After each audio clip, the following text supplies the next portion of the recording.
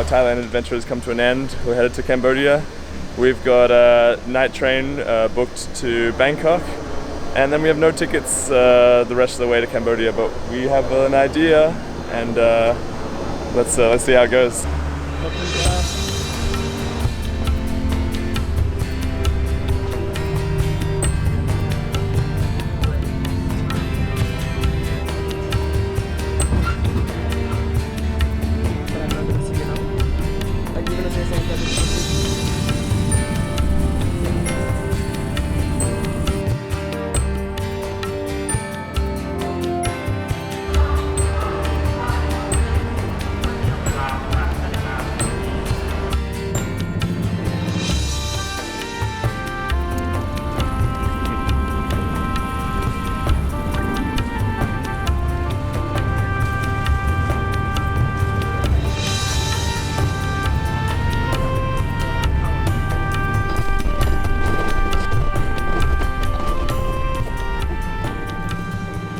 So we got to the place to buy the ticket, and they were like 90 baht, which is like $4 Australian dollars. And we're like, oh, we don't have that.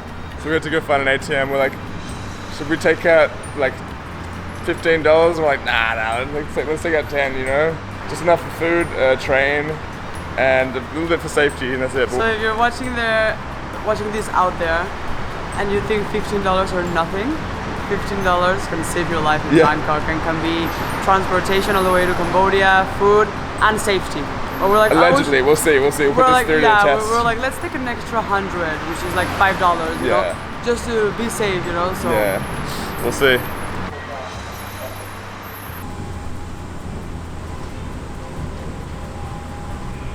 What's going on, Rainy? We're about to hitchhike to Cambodia. Yeah. I'm very nervous. I remember when I first met Marty, he was like, oh yeah, I hitchhiked all over Europe, and I was like, I would never do that, nah, you know. And now it was my idea, and I'm gonna tell you why. Because all of my life I grew up watching a lot of movies. Like I grew up with this fantasy of the world being like a movie, and I can make my life a movie if I want to, you know. So right now, it's not like we're completely poor, but we could avoid those like $200, you know, like to taking a bus. So it's an amazing adventure.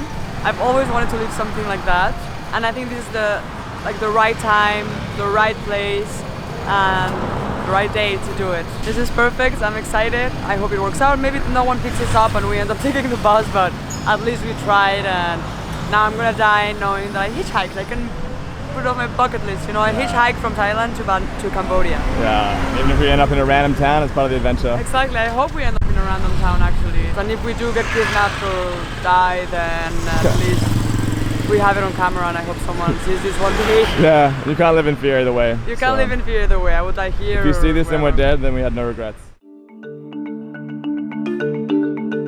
So a little update, our journey so far. First we got to the hitchhiking point, and then we waited like 10 minutes, only 10 minutes, and then someone came. He said, hey, you're in the wrong spot. He said, yeah, you're not gonna get anything here. It's gonna take you so long, it's gonna be really difficult, but I'll take you myself. So we jumped in his cab, he's a taxi driver. He didn't ask for any money. We gave him like a little bit, we bought some chips and chocolate to give him, and then he took us to this new spot. He told us about the Cambodia, the Thailand Empire, and all the history. He loves history. It was really cool, like talking with him. King of number 5 in Thailand is Siam. Go to the Russia. Then we got to the second location, and then like within like 10 minutes maybe, another guy like literally stopped just for us, like stopped at a gas station, ran over to us and was like, oh hey guys, like if you're trying to get to Cambodia, it's gonna be really tricky like from here, but there's a train that goes to like a very close state of Thailand, close to Cambodia. You should probably get that train that way. Oh, and we so saw some goats in the middle, and they were good luck goats. Yeah, we saw a lot of good goats, and we literally said like, we got good luck from these goats. Like they were so cute. Like they blessed our journey, so that worked really well. And they were just adorable.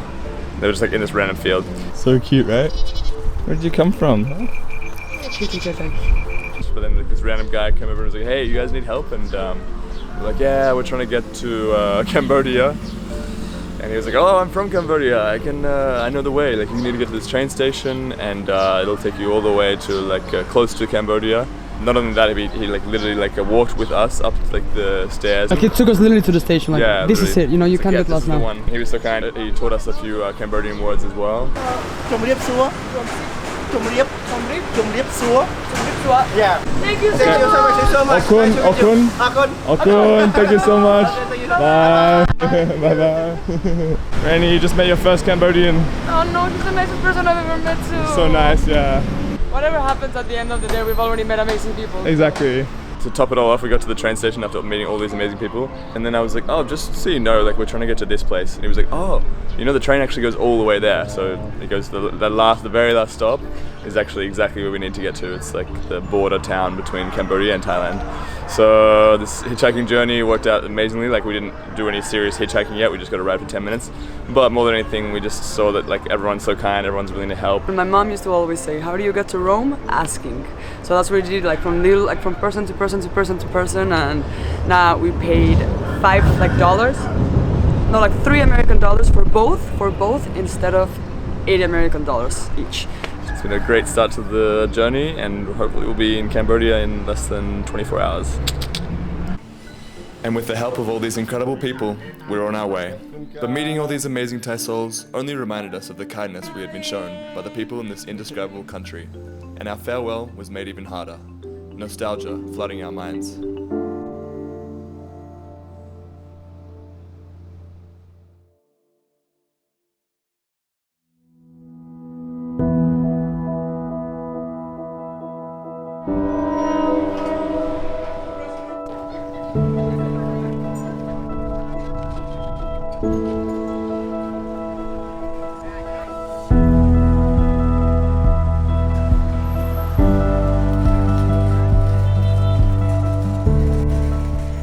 Okay, Rainy, we've just arrived in Cambodia. How do you feel? I'm excited because there's a lot of frowny panis already. Yeah, 24 hours, that's a I priority, think it's right? gonna be pretty similar to Thailand, maybe not. Never imagined of Cambodia like coming in my life. I don't know why after I met Marty. And yeah, I want to see what Cambodia brings me, and especially if you're gonna be living in the community, I want to see about the people, the culture, the food, the animals, traditions.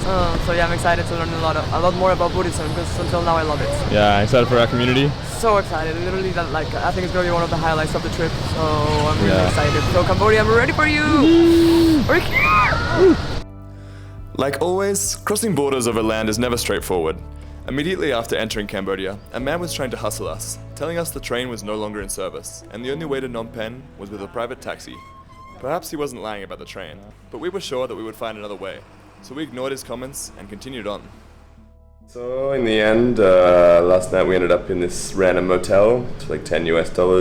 We didn't want to hitchhike last night because it was so late. More than anything, it was like you can like trust your intuition, and it's very dense. I feel like it's a border city, so like it was uncomfortable. Like we were walking, and everyone was like, we were like fish, like trying to get to us, and how much, you know, like everyone. So in the end, it was a little bit of a disappointing experience. Like we were really happy with what happened in Thailand, getting like all the way to this border town to Cambodia for like $3 US, but then for both. Then maybe we had our expectations too high. We're like, no, we can't get a bus for $15 US. We have to get it for like 10, and then we even got an offer with like $7 US each, and we were like, nah, like the locals do it cheaper, and maybe we should have taken that one. But that's part of the experience. Sometimes you win, sometimes you lose, and yeah, this time we have to swallow our pride and maybe get a bus the rest of the way to Phnom Penh because our shoulders hurt so much and Rennie's hips. We walked 3 kilometers last night with really heavy backpacks, so we're just like, Dad, we can't do it anymore. More than anything, we just want to get to our community, and we will hitchhike at some point on this journey. Probably, I hope so. Yeah.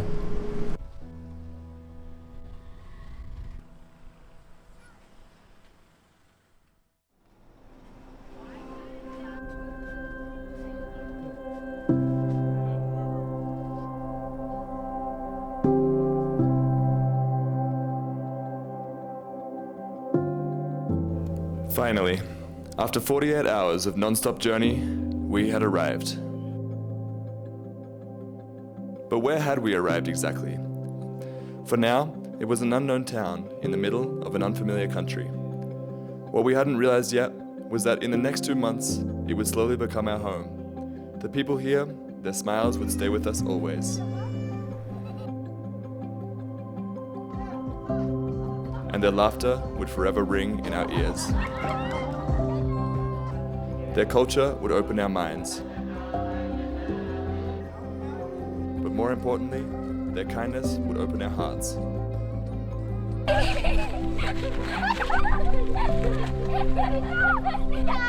And leave its impact forever. Bye-bye, bye-bye, bye-bye. I want to cry so much. Bye-bye, love you.